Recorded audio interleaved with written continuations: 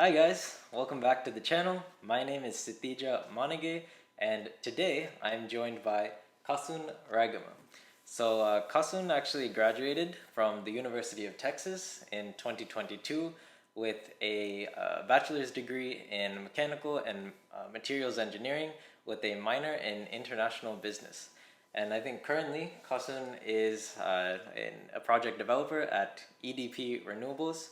And most recently, Kasun, or in the fall, Kasun will be starting his PhD in civil and what is it? Civil and Trees. trees, environmental. All right, so civil and environmental engineering. All right, so Kasun, thank you so much for coming on the channel, and yeah, how you been? It's been good, dude. I first off want to thank you for making this opportunity because, we haven't caught up in person in a while. Right. And to know that you're doing this for a lot of people out there, I think it's very important. And I'm going to try to do my best to make my personal journey as clear as possible and beneficial. So, yeah, I'm looking forward to it. To answer your question, well, today's been challenging, but I think that's what's going to make this important and valuable because on these specific days, all that I need to know comes to the surface. So hopefully I can share all of that. All right, fantastic. So we'll start off with a softball. How did you end up deciding to pursue a PhD in civil and environmental engineering? Whew, dude, that's a pretty hard ball. Yeah, let's try to dissect it. All right, so most important, I think my whole life, this is sort of like a general answer. My whole life, I've always had to question things. It's never been very straightforward.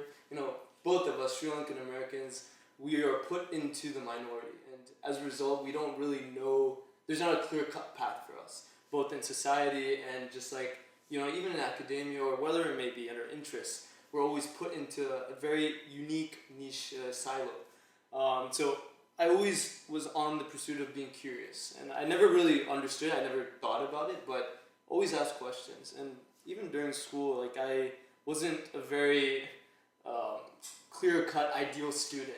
I always had to find my own way of learning things. And specifically with PhD, I started seeing how there are a lot of topics that I'm interested in, and a lot of purposes that I want to serve. And I was lucky enough to meet people in the industry or through organizations, NGOs, and seeing how the people at the top level made decisions that had a lot of weight on them. And knowing their background, they were also in academia and pursued graduate studies. So for myself, I was like, okay, if I want to be in that position, I had to have that discipline. Because it is a discipline at the end of the day. It's a doctorate of philosophy. It's a way of learning. And so I knew for myself I lacked that, and if I wanted to be in those positions, I had to do that for myself. I had to, one, learn the philosophy of learning, and also properly learn the material in itself. So that's like very base level answer to that, but we can. Yeah, I think that's something that I've found as well. So like in my own program, I think a lot of people are really successful when they're curious about being curious, like in the first place. And I think those people can really go far. And that's something that I'm trying to develop for myself as well. I've known that I want to do like grad school, a PhD in statistics for a long time. So I haven't needed like a fire under me with for curiosity and stuff. But now I'm trying to develop it. Like learning just for the sake of learning and understanding things. Yeah. Right, exactly. Which is a privilege in itself. Yeah. To actually pursue what you're curious about. Yeah. And one of the other questions that I wanted to ask for you is, after you decided that you wanted to pursue a PhD, what was the application process like for you? Did you have to write any essays, any interviews, and how did you organize yourself for the application process? So walk us through that. Yeah, so it was a very interesting process. I have to think back at this. So I remember when I decided to pursue the application itself. So just as context, actually I won't mention this yet, but whenever I pursued the application in general, there is 2 essays that you have to write. One about your general motivation, sort of like a statement of purpose, and then you have a specific essay about, Stanford in itself is very geared towards diversity and your understanding of how you're going to contribute to this platform that is very important. Like diversity and equity and inclusion is a very important topic to accelerating a lot of new innovations. And so they want you to have an essay about that. I think it's like one of the shorter answer essays. And then, so you submit those, you submit like your general transcript and your academic profile. But on top of that, once you get through that first round, it's an interview with 3 professors. So with each professor, it's like, so first round is general application, submit all the material online. Then second round is an interview with the professor, and then you have another interview with another professor if you get through that second round. And then the final round is with your research professor, the one professor that you have interest and they have interest in you. And so it's like a, in total, 3 interview process on top of just throwing it in online.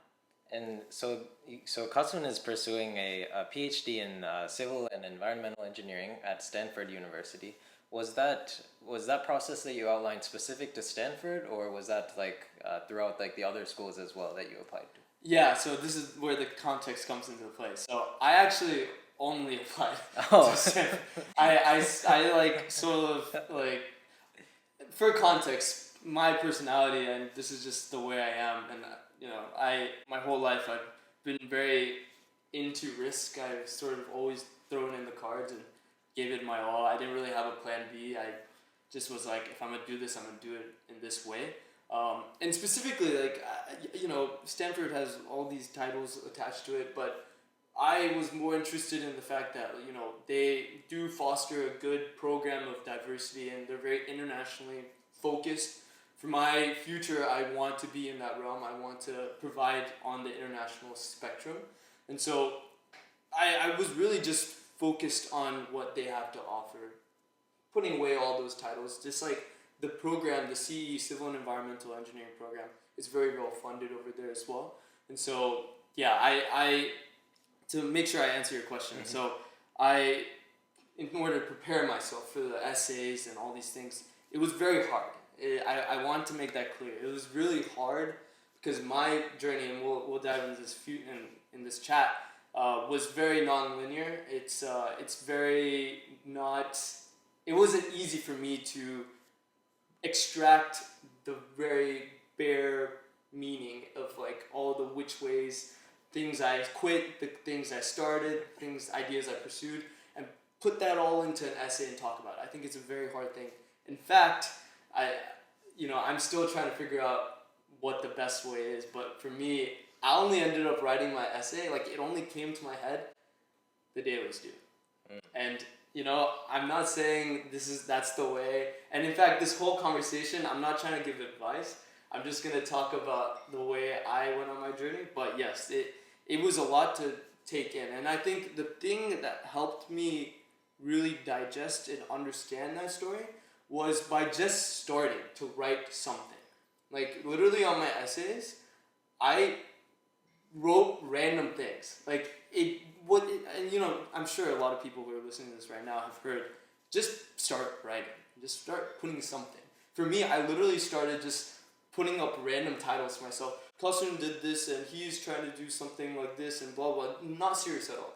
But just trying to start something and take off from there. Like literally at one point, I started closing my eyes and started typing. I wasn't even looking at the paper. But just starting to take an effort to put yourself and your story onto like some coordinated, organized format, like an essay.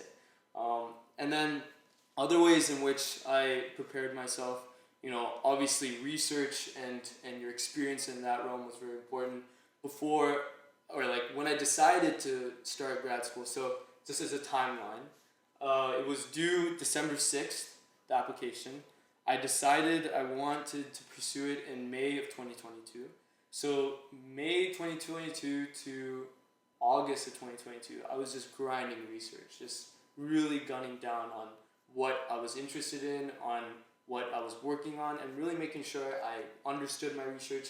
I made something established in that realm because I wanted to talk about that, which I did, and I wanted to make sure that was displayed in my application. So yeah, just to answer your question, really gunning down on research and those experiences, and also asking for help from all these people, whether it be professors or postdocs or other colleagues in the lab, and making sure that I really dove into my story and just started throwing darts at what a story can be, depending on whatever prompt the university is asking of you. Just throw out ideas. And it doesn't have to be perfect. I mean, you guys know this. I don't have to say it, but it's one thing to hear that advice and another thing to actually take it on.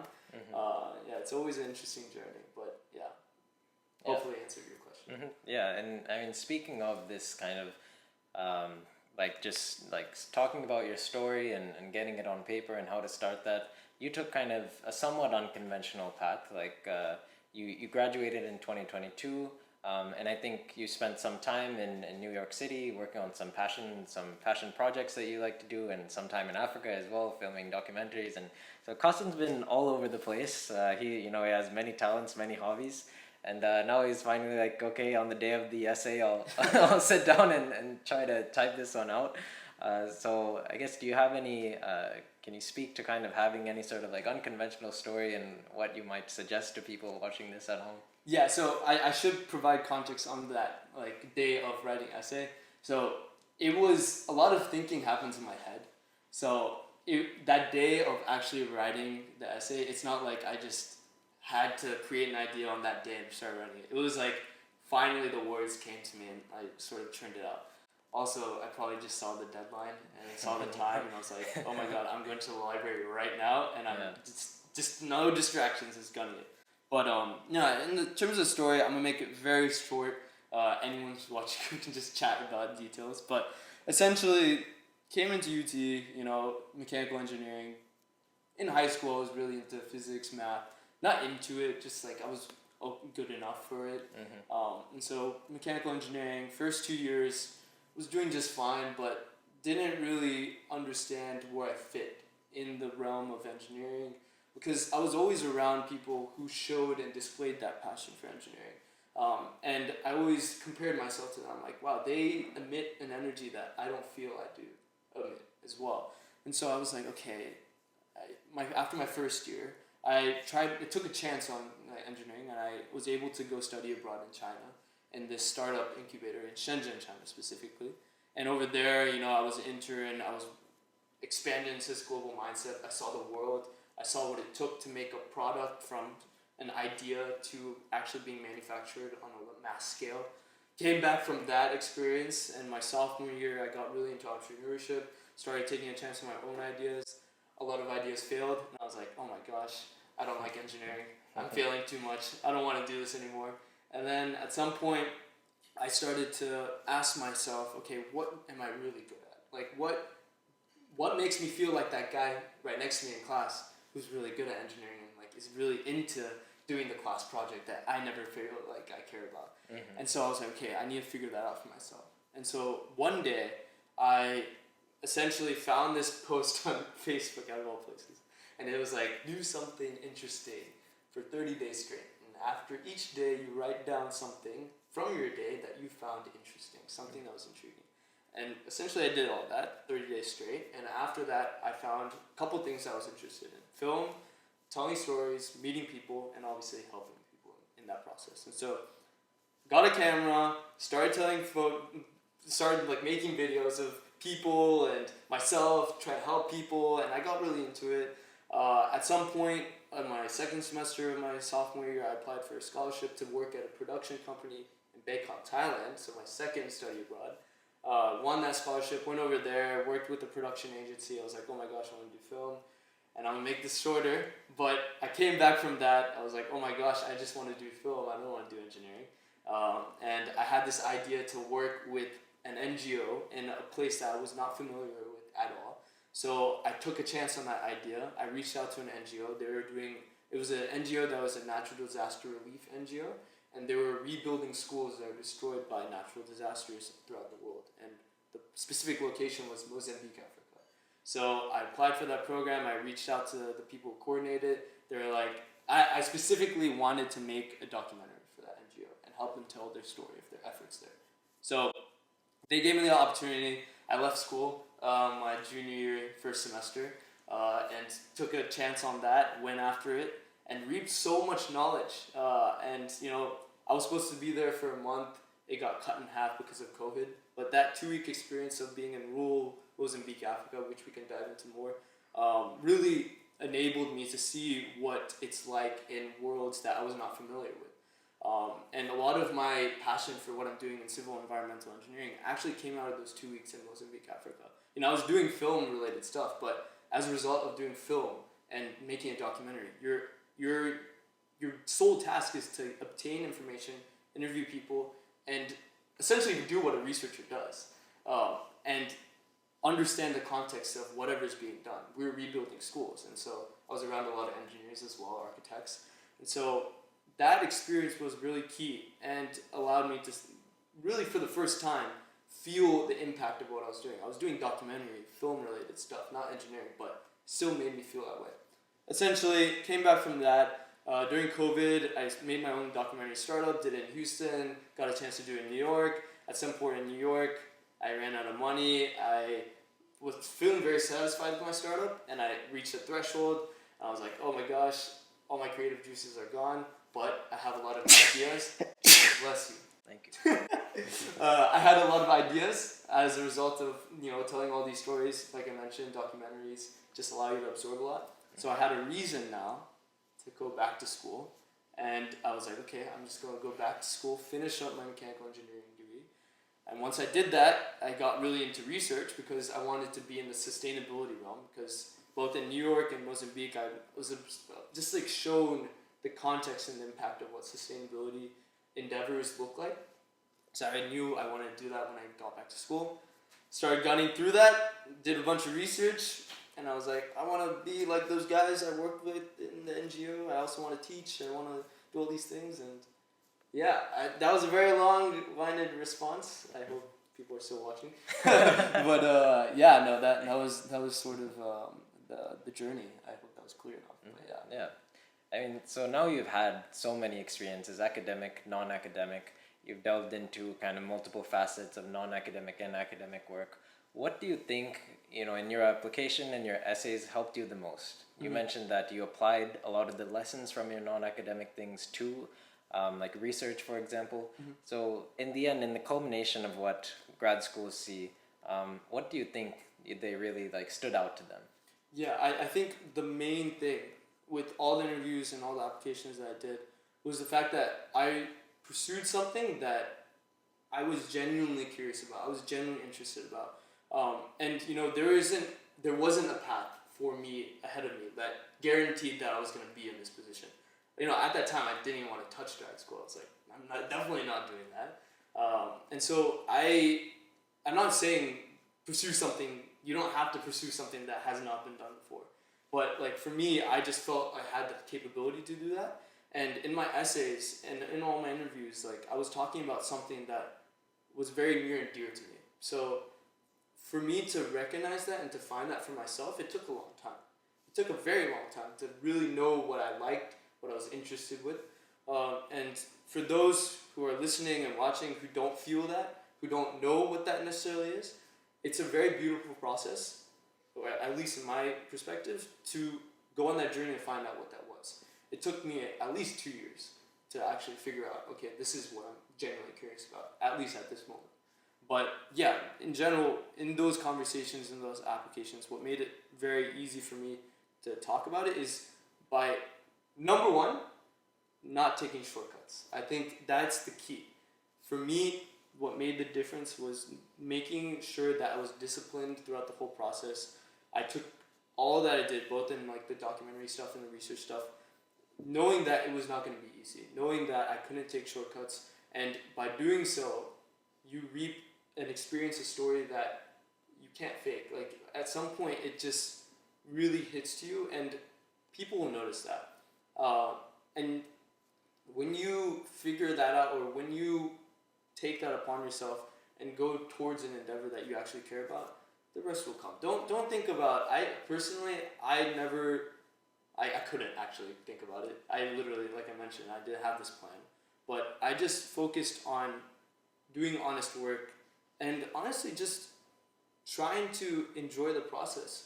And that means not only in those happy, joyful times, like there's also beauty in all the hard times. And when you step back and try to see how, like in the essays, you're not only talking about the nice stuff. They like to know about the opposite side of the spectrum, the hard things. And in my essays, in my interviews, at least 75% of it was, okay, not 75%. It was a good balance of me talking about the good and bad, because obviously you don't want to just say, oh, I did all these terrible things. They want to actually see how you were fueled from those. And so, yeah, conversations with the professors I interviewed with especially, they would ask specific questions, and I'd always naturally just talk about what hardships I went through, and then from that, providing why I was going to be a successful candidate.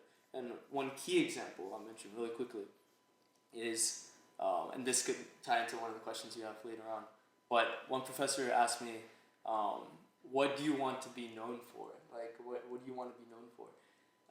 And I was like, being known for how much I failed. Because, like, I failed a lot to get to this point. Like, and for me, one of the reasons why I want to specifically teach as a professor is because whenever I taught anything, for example, tennis, I know what it sucks. Well, I know what it feels like to suck at learning how to play tennis. I know what it feels like to lose matches. I know what it feels like. Whenever I teach something, I come from that perspective. So whenever I, at one point, whether it be a professor or someone who works in industry, I want to be known as the person who knew or has gone through that failure, that level of failure. And that wasn't something, that came out of me actually going through that and understanding and actually experiencing things. Because that's another thing. Do an experience for the sake of reaping more examples to talk about. I think that's another thing. But too many tangents right now. And actually, this idea of trying until you're failing and continuing to fail. So I mentioned earlier, like off camera, I've done 2 other interviews for the YouTube channel. In the very first interview, it's with a math student. He's high achieving math student. The thumbnail for that video is, if you're not failing, you're not trying hard enough. So it seems like a common theme among people who are passionate, among people who are eventually going to do big things, because I guess genuine passion yields like a lot of failure. I think it's an interesting theme.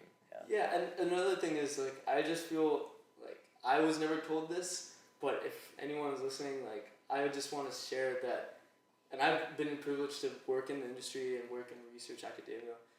A lot of people, like the people who really I've been attracted to, both in research, academia, and industry, are the people who acknowledge that most of the time they don't know what they're doing. Like, it's such an interesting thing, because for me personally, I go on LinkedIn and I go on places, I'm like, wow, that guy looks like he knows what he's doing. But I actually meet those guys and they're like, dude, we just try to market ourselves. Like,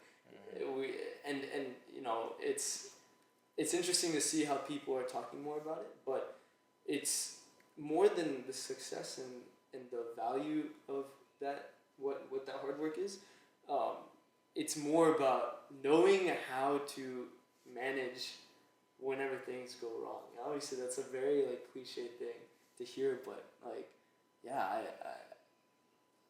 I remember feeling very adverse to trying things, because I see so much success in the byproducts all the time, especially in social media. Like, I found it very beneficial whenever I took a step back from social media and being away from that. Like, when I was doing research, and like I said, this is just something I did, but I was completely off of the grid and just really gunning down on my stuff. I put all the distractions out and just focused on investing in what I could offer. And that really made a difference. When you were applying and talking to these professors, did you, you're connecting with these professors, the professors got a better understanding of who you were. Like, was it around that time, did you have to decide what you wanted to work on in the program and who you wanted to work with?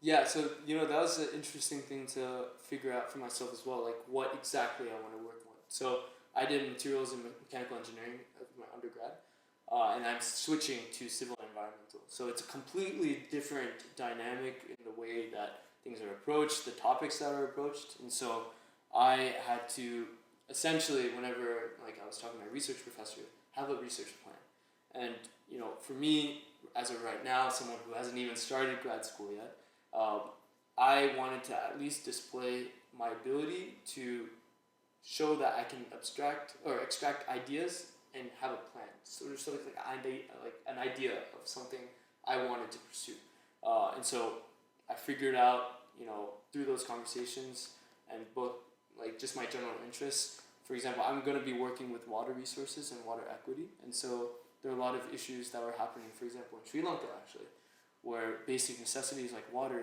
clean water, were not being properly distributed, and in general, it's just really hard to get clean water. And resource deprivation was a huge thing last year, and for Sri Lanka, people couldn't even get gas, and so I had a lot of current events to also relate to and talk about that really motivated my interest for the PhD study. So really understanding those things, like that's what I did. I related to current events. I really made sure that like I did my research onto what my plan was, and it doesn't have to be something that is fully correct, fully 100%. They just want to know that you're being intentional and that you have an approach that you have taken a chance on. Because the last thing they want to see is someone that hasn't taken a chance on themselves and has not put in the time to experiment what their approach is. Because you are going to have a very unique way to doing research. I'm going to have a very unique way. Everyone is going to have their unique way. And I think the professors know that, and they want to see that from you. Because they want to have a different taste. They want to have a unique taste, a different approach to what their school is going to have. Because they're investing in you. They want to have something fresh. And so that's the main thing. And specifically for PhD programs, research is a big thing. What were the research projects that you kind of completed or worked on, and how important do you think they were for your application? Yeah, so importance was key because of how important the institutions want to understand how you approach research and how you tell a story. Because the cool thing is, like, as a person who is doing documentary film, like I mentioned earlier, you're essentially gathering information and you're telling it through a medium. In research, proper academic research, you're doing it through words, some visuals, and you're publishing it in this academic journal. And so it was essentially the same thing, and I wanted to show that I had my unique way of telling that story. And it's kind of hard because like certain journals have certain ways of telling stories, and so you can't get too creative with it. I'm trying to see what I can do over these next 5 years to make it more of like, oh, that's how Kasum Raigama tells research or tells his stories, because that's a realm I'm trying to understand still. But yeah, I did battery research, so battery cell research, essentially trying to figure out with specific battery architectures, the chemistries used in batteries, how to enhance, essentially in lay terms, how much energy they can put out and store, and how quickly they can do that. So you can mix and match with different chemistries, different ways cells are assembled, different ways cathodes are assembled. Our group did all of that, and so I was in a lab so as a timeline, I started formal research, October 2021, and I went until December 2022. And so, yeah, I put in a lot of hours doing that research, and it was a lot of learning new things. When I came into that lab, that completely humbled me, because I was around a lot of highly skilled individuals that didn't even speak the language as me. I was the only non-Chinese student in my lab group, which was really cool to be around such new ideas all the time, not only in research but also culturally, which is another thing that I think professors really appreciate, is you just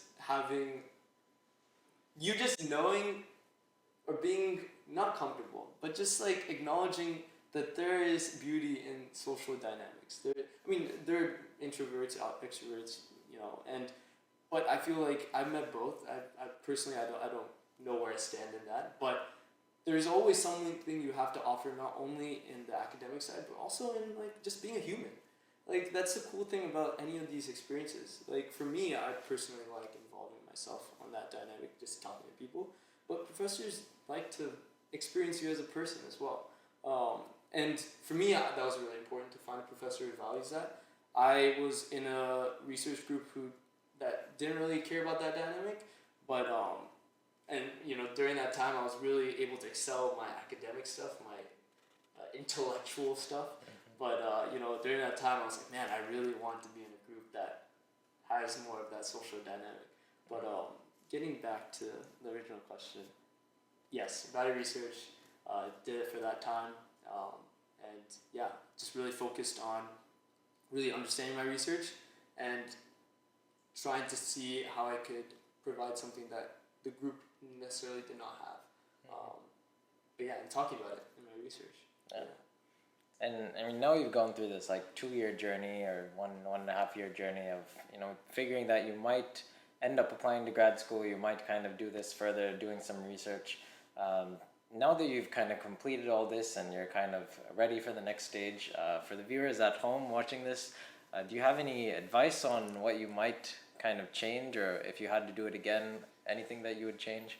Yeah, so I think one of the things that I still think to myself, even now, is like, okay, how do I embrace deadlines? And, just like really, it brings me back to like when we were kids. Like me and Sasanka back then, or I call this man Sasanka. It's just your middle name, right? Yeah, it's my middle name. Yeah. But we used to do this funny thing where we used to have schedules. Like, we're obsessed with it. Yeah. I don't know why. But yeah, schedules every day. Every day I come over to this house.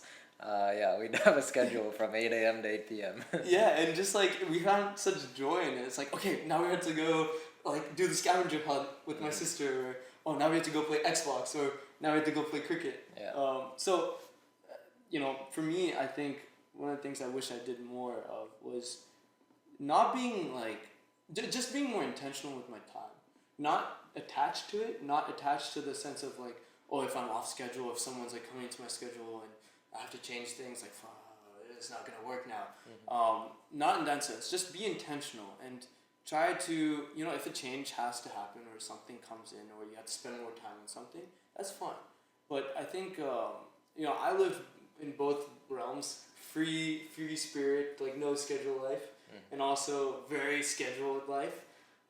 And I think that's a very interesting journey for anyone to really find themselves in. But for me personally, even to this day, I'm just trying to be more intentional with my time. Whether that be making chunks in your day to schedule out your week with either people or your work.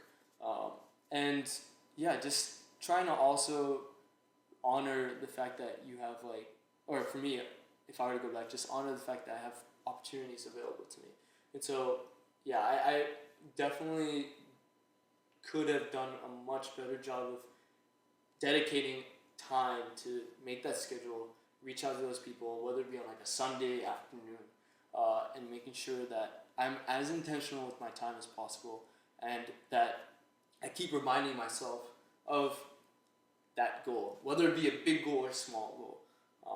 And also just, I still make this mistake. And the reason why I'm still struggling with this, I set a big goal and I just try to accomplish it in a day.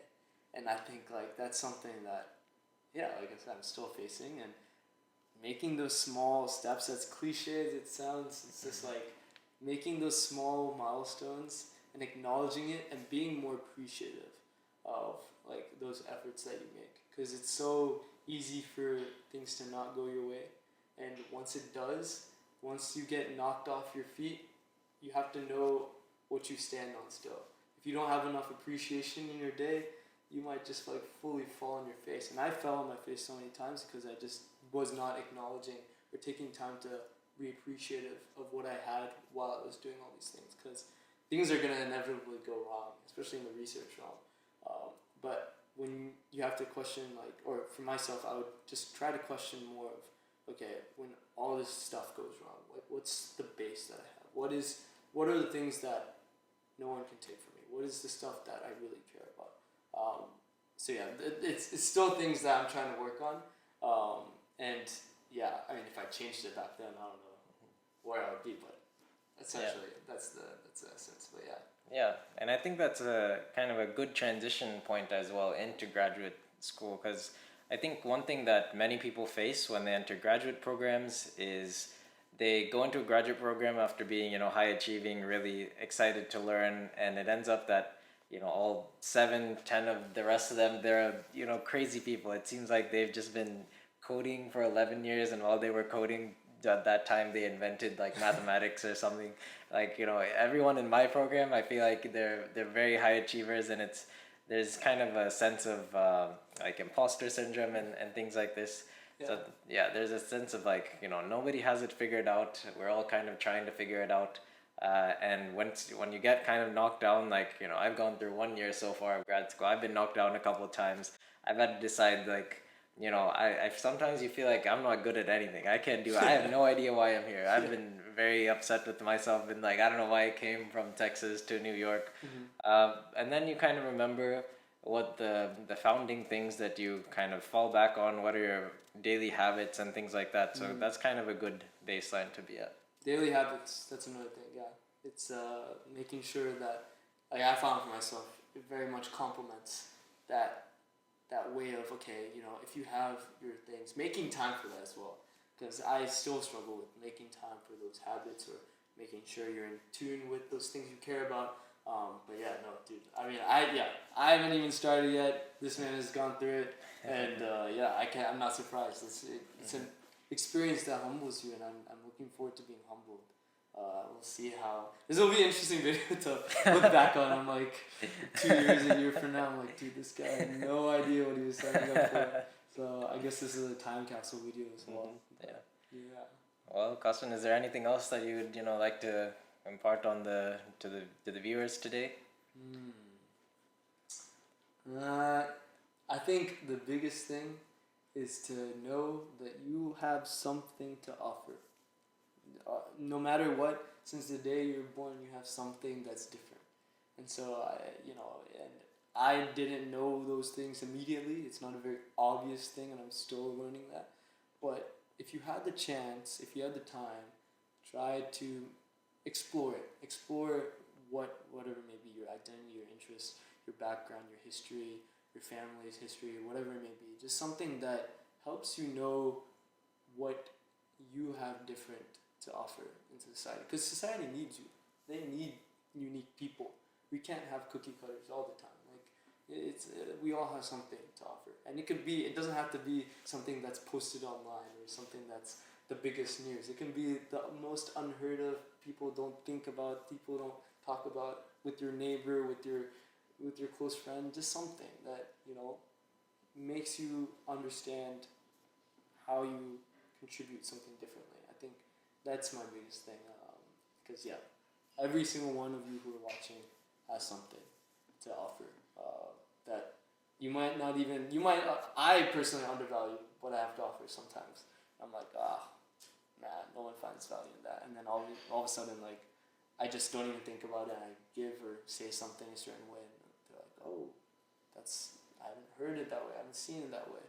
So just keep taking a chance on that. You have something, I have something, Sitija, Sasan Kumanagi has something.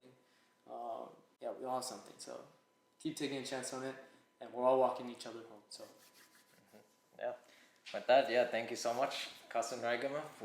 Best of luck for everything in the future, and we'll see how this video ages with time. This will be an interesting time, but yes, we'll walk through it together. All right, everyone. Thank you so much for watching. If you like this, drop a comment if you have any questions. One of us will get to it and hopefully answer everything that you have. Make sure to subscribe if you haven't already, and I'll see you in the next one. Bye, guys. See ya. Whoa! Whoa! Uh-oh. There you go. Oh, whoa! Woo!